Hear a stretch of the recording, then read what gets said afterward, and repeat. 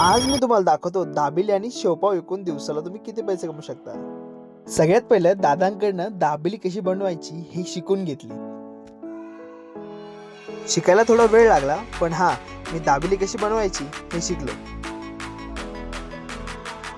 आणि त्यानंतर सुरू झाली ग्राहकांची गर्दी। दादांसोबत मीही दाबेली बनवायला सुरुवात केली। दाबेलीपेक्षा शेवपावची रेसिपी थोडीशी किचकट होती, पण ती पण मी शिकून घेतली।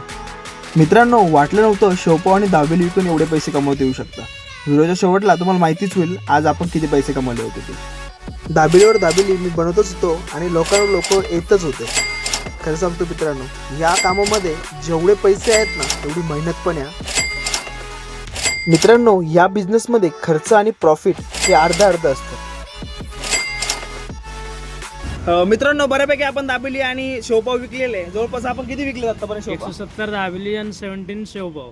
170 दाबेली आणि जवळपास 70 शेवपाव। जर 170 दाबेली जर तुम्ही कॅल्क्युलेशन केलं 15 रुपयाने, तर अराउंड 2,500 पर्यंत होतं। आणि 70 जर शेवपावचे काढले तर 2100 पर्यंत। राऊंड फिगर आपण 4,000 रुपये धरू, तर 4,000 रुपयाचा गल्ला आतापर्यंत झाला। अजून त्यांचा बिझनेस चालू आहे, अराउंड 8 पर्यंत चालेल, बरोबर। तर टोटल आपले 6,000 रुपये तुम्ही कमवू शकता जर असा बिझनेस करून दिवसाला। महिन्याचं कॅल्क्युलेशन तुम्हीच बघा। आता जर तुम्हाला असं बिझनेस सुरू करायचा असेल ना मित्रांनो, तर लोकेशन वाईज तुम्ही एकदा बघा। आणि कोणचा पण बिझनेस हा लोकेशनवरती चालतो। ज्या ठिकाणी चांगलं लोकेशन राहील त्याच ठिकाणी तुमचा बिझनेस चालेल।